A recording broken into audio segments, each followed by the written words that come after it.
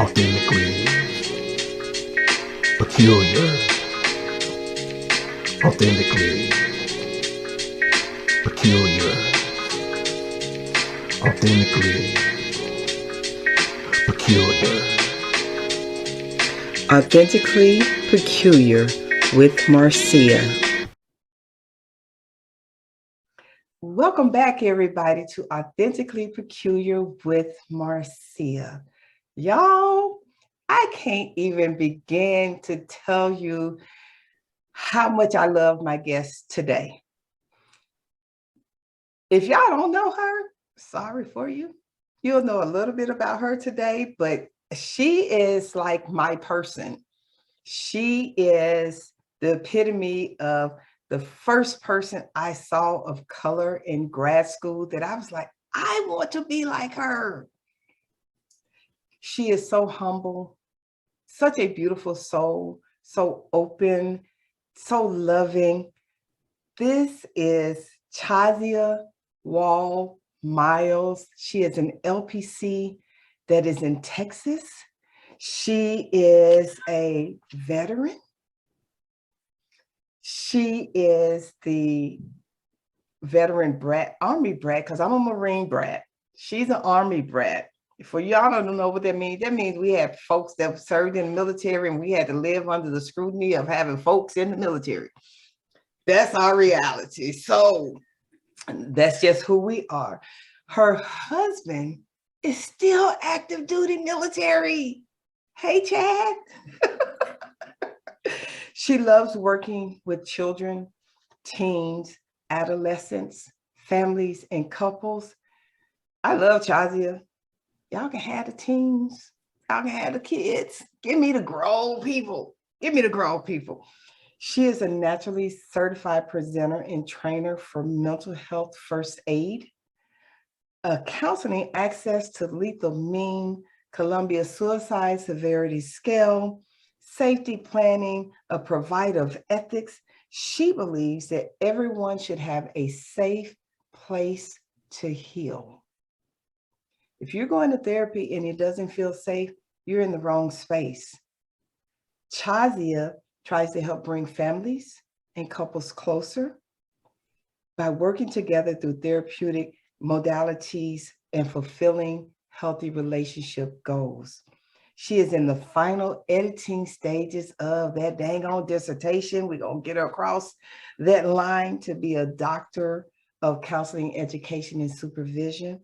She is an independent contractor at the local outpatient mental health clinic. And I can't even begin to tell you all the places that she serves: Bell County, Williamson County, McLennan County, Corio County, the foster care program. We need excellent therapists in the foster care program. And private practice owner of Chazia Wall Miles, LPC, LLC in Texas for the last 10 years. Her professional work experience and ethic is bar none. I'll fight you over Chazia. Just know that I'll fight you over Chazia. She works with clients with a zest and a zeal to see them whole and healthy. Chazia, thank you for joining me today. I am so excited to have you here. Thank you so much for having me. I'm so excited to be here. I know. Just to see this, that I get so emotional just seeing you in this platform. Oh, well, you know, I just shared this with you that you're one of my favorite humans. I don't do humans too often outside of therapy. Chazia is one of my favorite humans. And I want to just jump in. You all tonight, we're actually going to be talking about children, mental health, especially how COVID has impacted them. And I want you all to really pay close attention simply because we are so quick to remind children how we were raised. It doesn't work now. It didn't work for us. It was what we had to deal with. I need you all to really pay attention to the conversation tonight because Chazia is going to drop some gems on how to deal with your little people, even your 6 feet tall little people, because these babies are growing up. Chazia is the mother a beautiful two daughters, two sons, a beautiful grandbaby. She arrived in the grandparent world. And to see her with her family is beauty, but she actually extends that grace to her clients. So Chazia, tell me, what got you most interested in working with the population of children and teens? Well, that's a funny story because, as you well know, when we get to the phase in our graduate program to become counselors, we have to complete an internship before even graduating. So it goes, you know, you remember when that ball gets rolling, you like, gotta find a site, gotta find a site, gotta find a site. So as the time clock ticks along, you take anything. Anything. And I had said in my mind prior to, because you know, you have these hopes, dreams, and stars and aspirations when I'm going to work with this population and have this niche. I said, I will never work with children. I was like, I'll do anything, but I'll work in the local prison. I will work anywhere else, but I will not work with children. I have 4 of my own. I don't want to see them all day. And the only internship site that came available worked with only children and families. So I'm like, okay, here we go. And let me tell you, Marcia, I fell in love. I fell in love. I looked at everything that we were taught in school because we also attended the same university. We did. So that's how we met. That's how we met. So I took everything that we learned in grad school and I looked at working with your big humans that you like so much and how they say, you know, I just don't like the way things are. Well, then change it. Right. You know, I want to go, you know, I just don't know if I have the means. You're a whole entire adult. Make a plan, follow through. Children can't say that. Children can't do that. And they can't advocate for any of those things. Right. So when I saw them push past adversity with all the limitations that they already have, being young and children and still being able to thrive. Yes. I was like, nope, I'm in love. This is it. All rolled from there. And you know, during my internship, I worked with a few children, teens in substance abuse programs and stuff like that. My problem is I would become too attached. And then I'd be ready to fight the parents because I'm like, dude, I am helping your baby get to a place of healing. And then they got to come back into this house with all of this mess. So I decided, let me try to work on these adults. Somebody else needs to work on the babies, and hopefully we can come together and meet in between. Children are resilient, but that doesn't mean they don't hurt. Yep. When you think about just the last 2 years with the onset of COVID, homeschooling, so many things changed in these little people's lives and even the big people. What are some of the things that you saw that really made you say, I need to protect these children. I need to give them effective skills to function?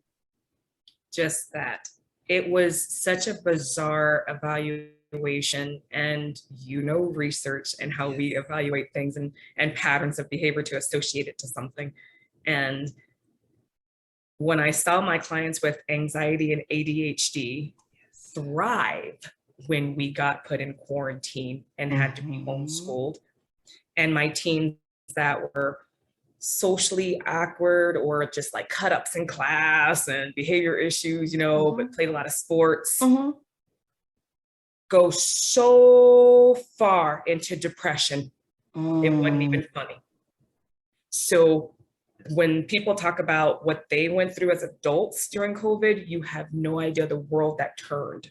And for my teens who have spent their lives mostly, you know, we start our babies in like little Pop Warner leagues with sports and stuff like that going on, to have worked so hard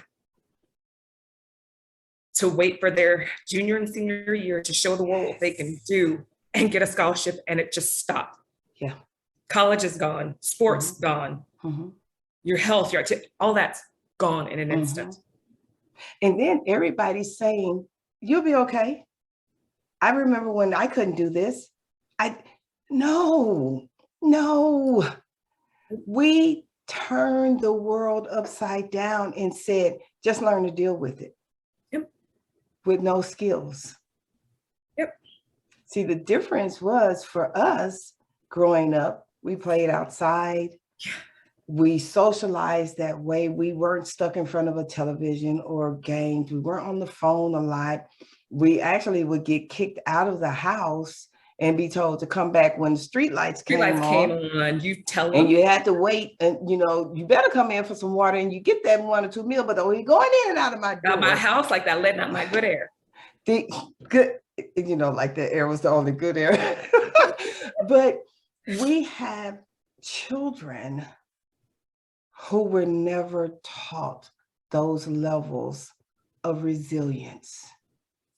They weren't forced into situations to where they couldn't come in the house. In fact, they were conditioned to be in the house. Oh, yeah. And so when COVID came on, now we're telling children, because this is the thing that frustrated me about a few parents was, what do you mean? They got everything they need. Why are they depressed? Because they got everything they need. Yep. They got stuff. They don't have you. Yep. What's your thoughts about that? I think that just like what you were stating earlier about adults forcing their ideals and the way that they were raised and their culture onto their children when it's a totally different atmosphere. Mm-hmm. And that is, you hit the nail right on the head with that one. And I tell parents that all the time, Mm-hmm. because it's not, don't speak unless spoken to. It's not, respect your, all those things that we had now, it's at a different level and it's received differently. Mm-hmm.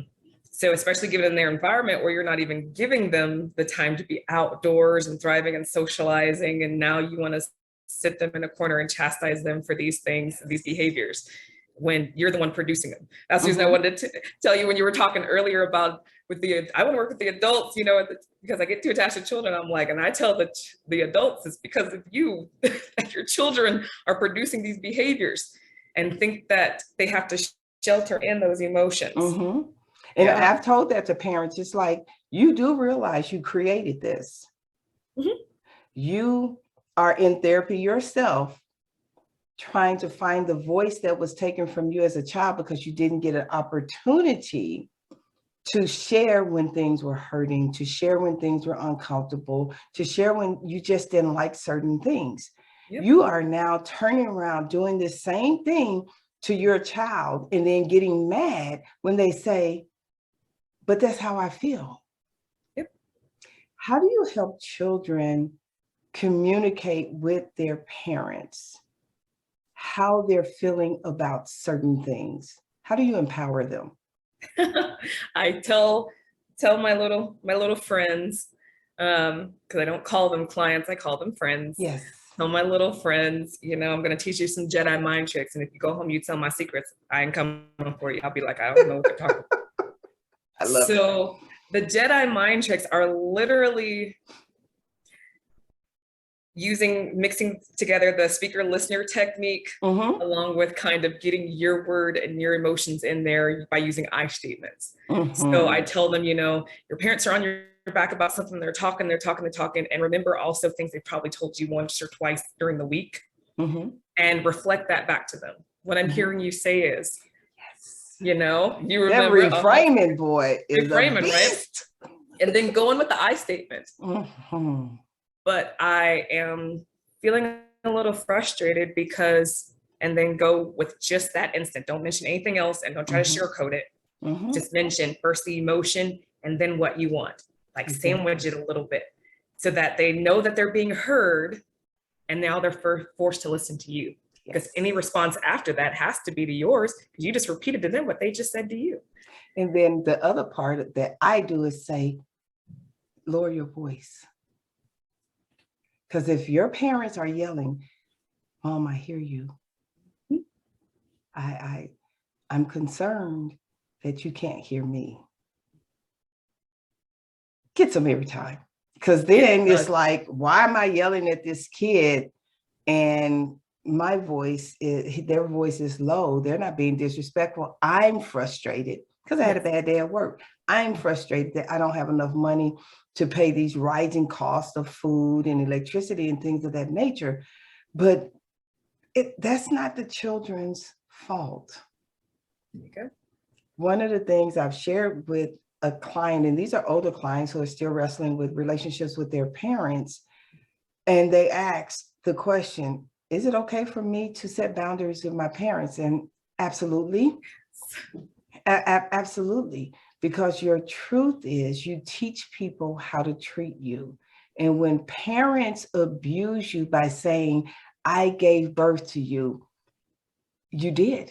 You made a choice to engage in sex, Mhm. to create me, to birth me, but yet you want to blame me by your choices. And I know that kind of seems harsh to grown-ups. And it's like, how are you telling children this? Because they weren't there. Yep. All of these are your choices. And so whatever your anger is, I'm gonna need you to fix that. Because now Chazia's got to work with these babies to help them understand it's not their fault. And how do you actually share with a child who is trying to find a way to defend parents' behaviors, that it's not their responsibility to do that? Yeah. I remind them, of all the different self-care and coping skills that we emulate as adults, and making sure that they, secure their mask before assisting others, because if not, who's going to be here to help, mom and dad? So yes, we want to empathize, but we don't want to sympathize. And we don't want to feel obligated to take on their emotions. So it builds a really big foundation for mindfulness and awareness in kiddos. And so that teaches them of saying, okay, are my behaviors matching my emotions, and are my emotions matching my behaviors? And if so, is that working out? Because if not, we got to change some things. We got to change our thoughts, feelings, and actions. But yeah, that's mostly how I do it. So for some of the adults that are listening to us, how would you help them to understand the need to encourage their children to express how they're feeling about things? That's the reason why when I do children and teen therapy, I always tell, for children, I need to check in with you before every single session. For teens, I usually give the teen about a 1 to 2 week window before I talk with mom and dad. But I always make sure that I capture both sides. I want to, make sure that I speak with the parents on how to engage with them and how to put themselves in their shoes at this time, even though we were raised differently.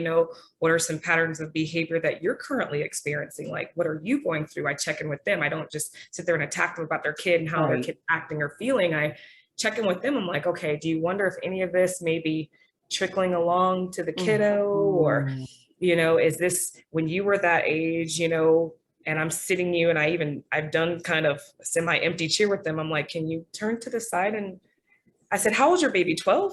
Can you turn to the side over here and talk to 12-year-old you, please? Do you see her? How's her hair? What she used to wear back then. Was she cute? I bet. I had that couple bobbles too, and I used to lose mine too. Okay. I want you to talk to her the same way you just did your daughter this week. And just, whether it's a man or a woman, they would have never treated themselves that way or wanted anyone to treat them that way. And they realize that's why they're doing it. I love it. Oh my goodness, I love it. I use that in hypnotherapy, but I'm going to actually bring that into the therapy space, because you have to recognize that all of us still fight with some level of our inner child, trying to get that person, that little person, to have a voice, and understanding that a lot of things that we do is we're still looking for validation. Well, isn't your children looking for validation? Aren't they looking for those hugs? Thank you. Those compliments? You know, I often tell people, and you can share your thoughts with me on this. I often tell people when I hear people say, oh, they're just spoiled. How do you spoil a child? You can't. Little babies, and this is the place that really frustrates me. You're telling me that a little baby, less than a year old, I'll say less than 2 year old, that have not gained their verbiage. Yep. No vernacular other than crying and maybe pointing, they're spoiled, but they have no other way to communicate with you. Thank you.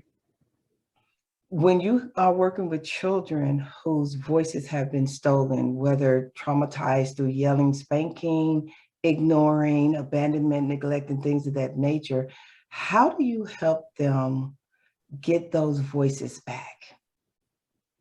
It's a beautiful training that I received called trust-based trauma therapy.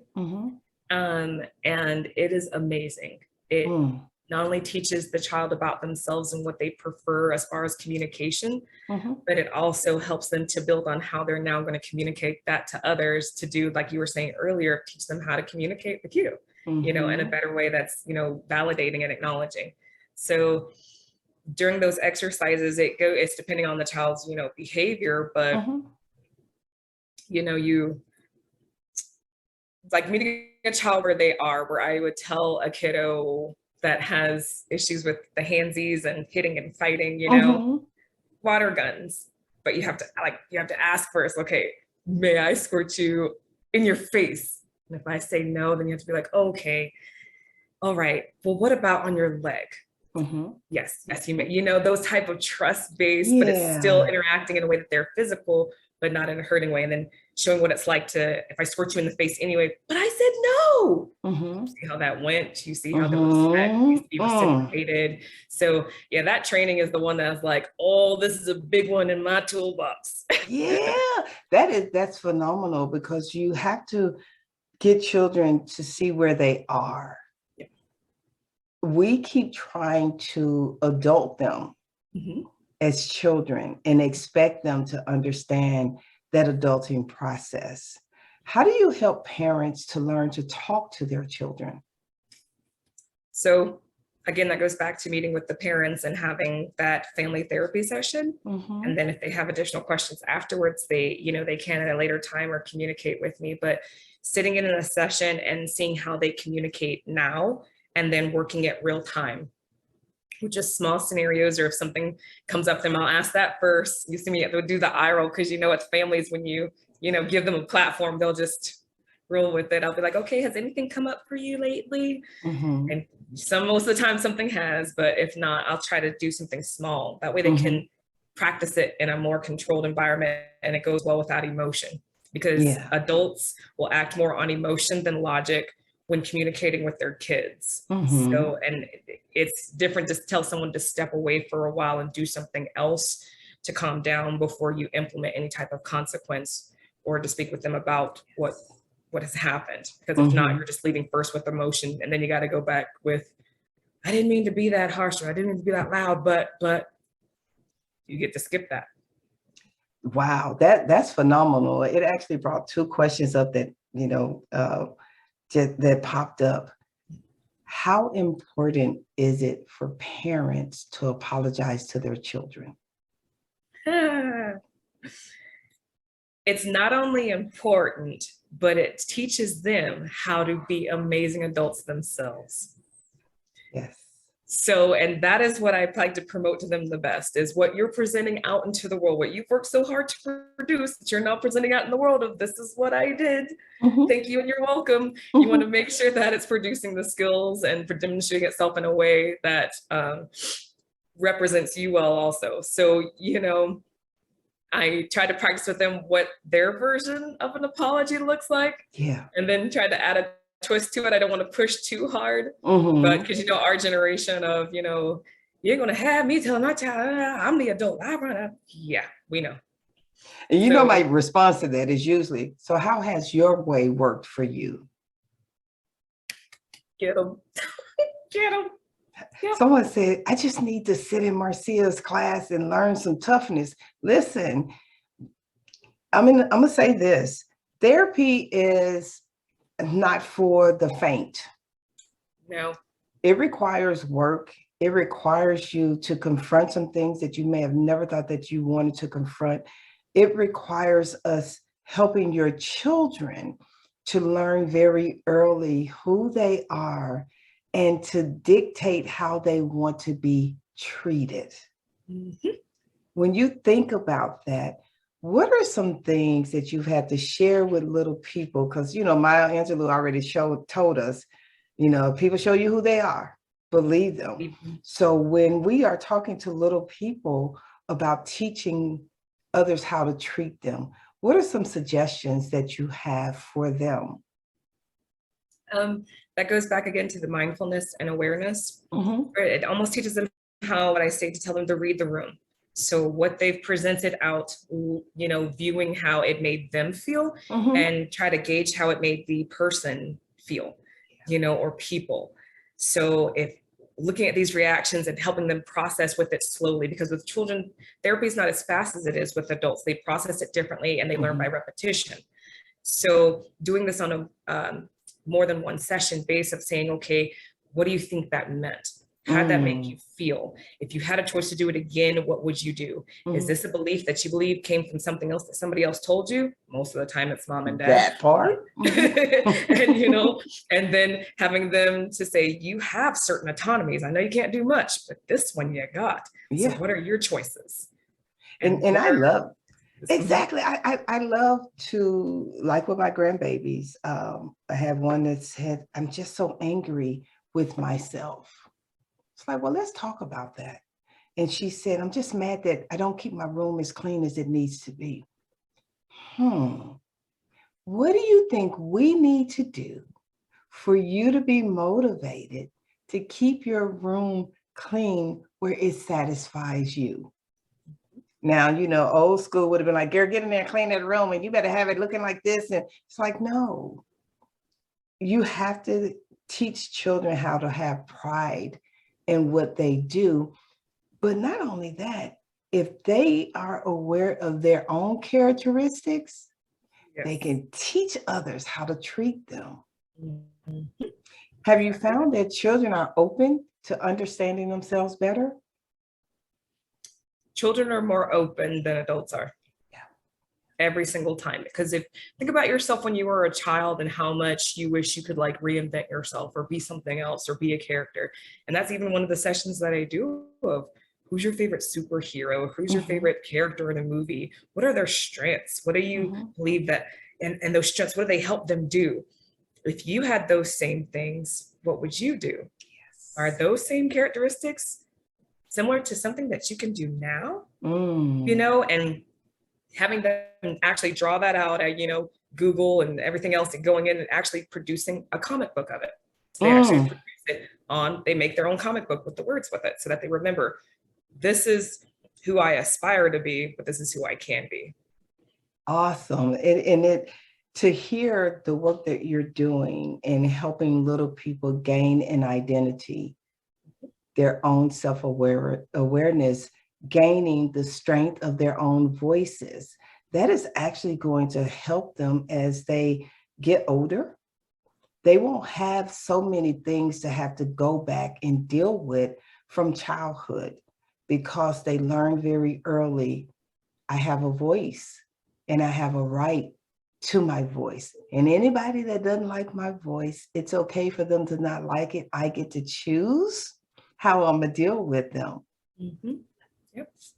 So tell me this, what are some closing words that you can say to both the children and the parents to encourage them? One, listen to your children, take them to therapy if you don't know how to talk to them, and go to therapy yourself. What would that look like for you?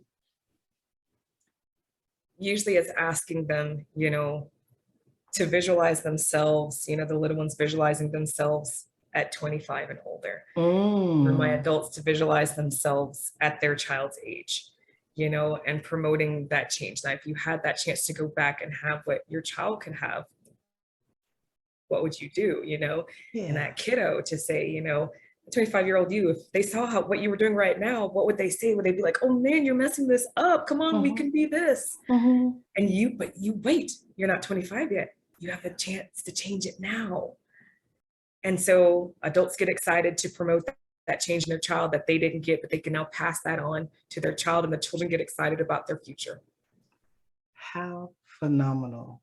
Listen, you all, this interview just did not last long enough because it's just so much that we could get into.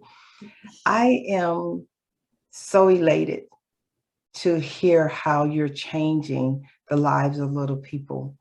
And not only that, I honestly believe that when adults see little people change, they begin to question themselves and begin to start making some changes as well. It's so important that we learn to listen. I often say that we were given 2 ears so that we can listen more, 2 eyes so we can see more, 1 mouth so we can only use it when it's necessary. That is not to yell. And listen, parents, I'm gonna say this because it's a pet peeve of mine, and Chazia probably is gonna agree. Can you please stop cursing your children out? Can you please stop demeaning your children and tell them that they like their daddy, they mom and them and all of them, because those were your choices? Don't do that to these children. Can you please see your children as little humans that you have been graced to raise so that they can become productive citizens? Can you do that for me? Can you do that for your Chazia? Can you do that for your babies? Because here's the key. You have the opportunity to do for your children what nobody did for you, which is listen and love. Thank you all so much for tuning in to Authentically Peculiar with Marcia. Chazia, how can people in Texas reach out to you, become parts of groups and things of that nature as you guide them in Central Texas? They can go through their insurance company and search me by name. That's the whole entire state of Texas. But I don't have a website up yet because you already know I have too many pots on the fire right now. But as far as insurance companies go, if you search me by name, Chazia Wall Miles, you will find me. We'll make sure that we have that in the announcement. Listen, you all, go back, like, share, get this video, this episode into the hands of your cousin, auntie, uncle, them, right? Because we all know some people, some parents that really need to hear that. We know some little people that need to be encouraged by it. We will see you as you continue this journey of authentic living. Thanks for tuning in to Authentically Peculiar with Marcia. Take good care.